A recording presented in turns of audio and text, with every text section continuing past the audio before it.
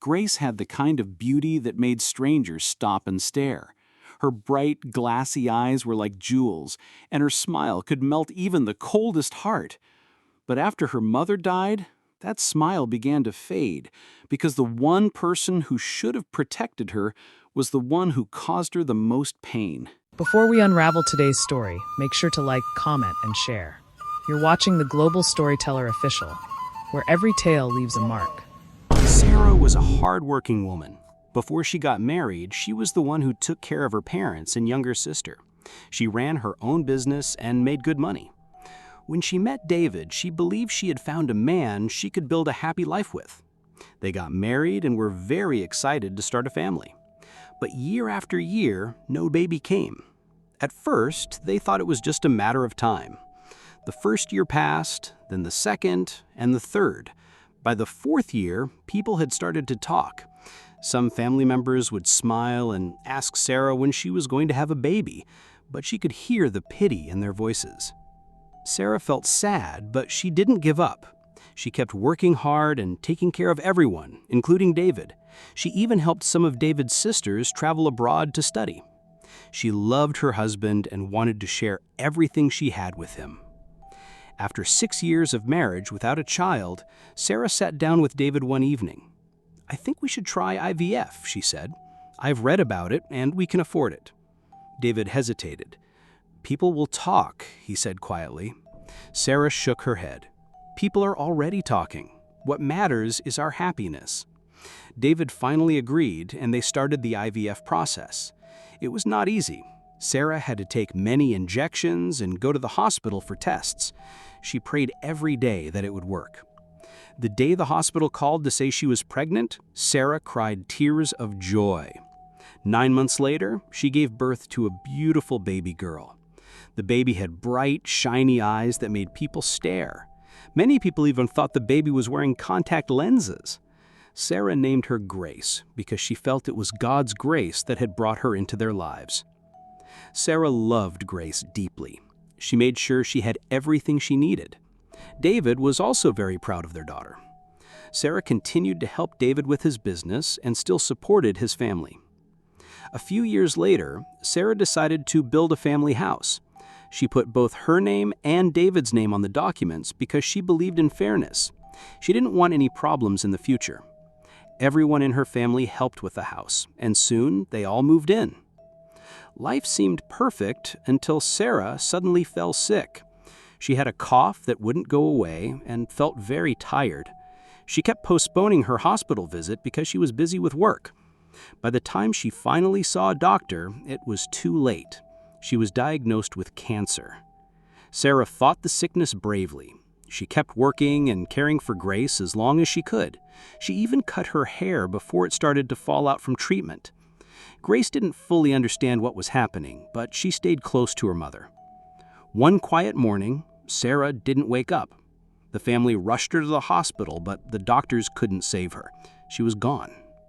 The whole family was heartbroken. Grace was only 7 years old. David seemed lost without his wife. Sarah's parents and her sister Emily stayed in the house to help take care of Grace. They promised themselves that no matter what, they would keep Sarah's daughter safe. But they didn't know that trouble was coming, trouble that would change Grace's life forever. Grace was a child you could spot in any crowd. Her shiny eyes caught people's attention. Strangers would lean down and say, "Wow, your eyes are so beautiful," and she would give a shy smile that could light up the room. After Sarah died, Emily did everything she could to protect that smile. She brushed Grace's hair in the morning, packed her lunch, and told her bedtime stories every night. But smiles are fragile. Grace's smile didn't last. The same father who should have guarded her joy was the one who slowly replaced it with fear, pain, and tears. After Sarah's death, the house felt empty. Grace missed her mother every day. Sometimes she would sleep holding one of her mother's scarves because it smelled like her. David, her father, tried to act strong, but everyone could see he was not the same. Sarah's parents and her sister Emily did most of the work of caring for Grace. They took her to school, cooked her meals, and read her bedtime stories. Life was slowly getting back to normal, but the sadness was still there. One evening, David came home and told everyone, "School holiday is coming soon. I want to take Grace to the United States for a few weeks. She needs a change of environment. It will help her feel better." Emily was surprised. "Why don't I come with you, like I used to go with Sarah?" she asked. David shook his head quickly. "No, this time it will just be me and Grace. I can handle it." At first, Emily didn't agree. She felt it would be safer if she went along, but David refused again and again. Finally, Emily gave in, trusting that he was Grace's father and would take good care of her. When the holiday came, David packed Grace's clothes and toys. Grace was excited to travel, but she was also sad that her aunt wasn't coming. "I'll call you every day," Emily promised. She hugged Grace tightly before they left for the airport. They flew to the United States and stayed with one of David's relatives. Emily thought everything was fine until Grace returned home weeks later. The day after they came back, Emily was bathing Grace when she noticed the little girl wince in pain. "What's wrong?" Emily asked. Grace looked away and said, "It hurts down there." Emily thought it might be an infection or a boil, so she asked David about it. David quickly went out, bought medicine from a pharmacy, and gave it to Grace himself. But after a week, Grace was still in pain, and now there was swelling and pus. Emily became worried and decided to take Grace to the hospital. At the hospital, the doctor examined Grace, then asked Emily to step outside for a moment. When the doctor came out, his face was serious. "I need to tell you something very important. Grace has been abused." Emily's heart stopped. "What do you mean?" she asked. The doctor explained that someone had touched Grace in a way no child should ever be touched. Emily felt sick. She went back into the room and gently asked Grace, "Sweetheart, who hurt you?" Grace looked at her and said quietly, "It was Daddy." Emily froze. "Are you sure?" Grace nodded. "Yes, Daddy did it." Emily couldn't believe what she was hearing. She felt like the room was spinning. The doctor told her they should go to another hospital to confirm. At the second hospital, the tests showed the same thing. Grace's words had not changed. The truth was now out, but it was only the beginning of a storm that none of them were prepared for. Emily felt like her chest was going to explode.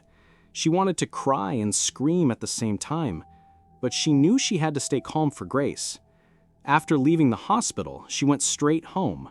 David was in the sitting room with their father, Sarah's dad. Emily stood in front of them.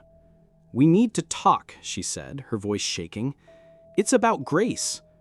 David looked up, surprised. "What happened?" Emily took a deep breath. "Grace told the doctor, and me, that you hurt her, that you touched her in a bad way." David's eyes widened, and then his face turned hard. "That's a lie," he shouted. "How can you say that about me?" Emily called Grace into the room.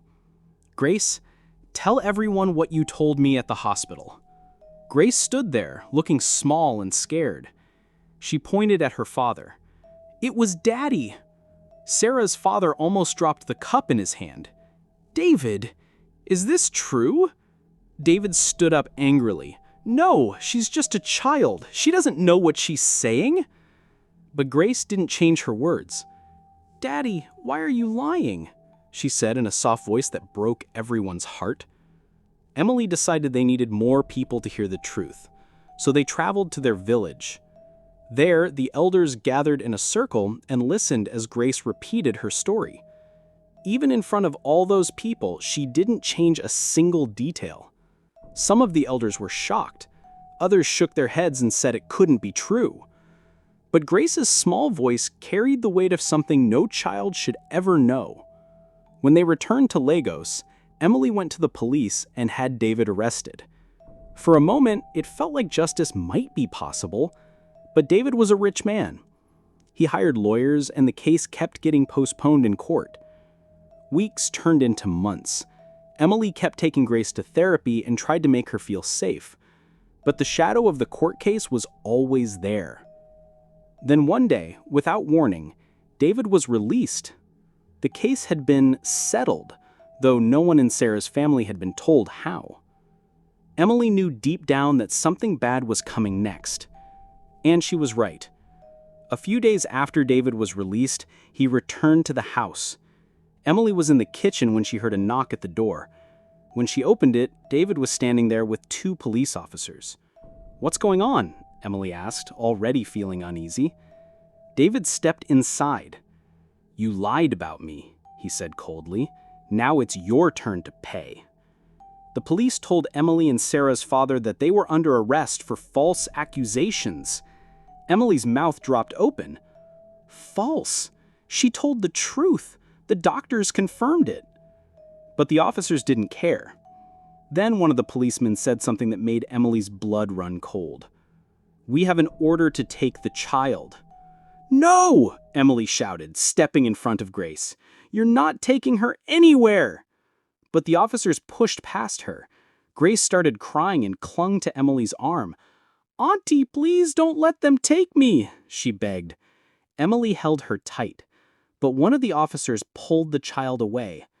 Grace screamed as they carried her out of the house. Sarah's father tried to block the doorway, but they pushed him aside too. Within minutes, Grace was gone. Emily and the family ran after the police car, but it sped away. When they tried to follow, they lost sight of it. Later, Emily found out Grace had been taken to an orphanage, but no one would tell her which one. She went to the police station to ask, but they refused to give her answers. "Only the court can decide," they said. But the court dates kept getting delayed, just like the 4. Since that day, Emily has only seen Grace once. She doesn't know if she's safe or happy. Every night she prays for her and wonders if she will ever hold her again. The fight for justice is not over. Emily is still begging for help, still searching for a way to bring Grace home.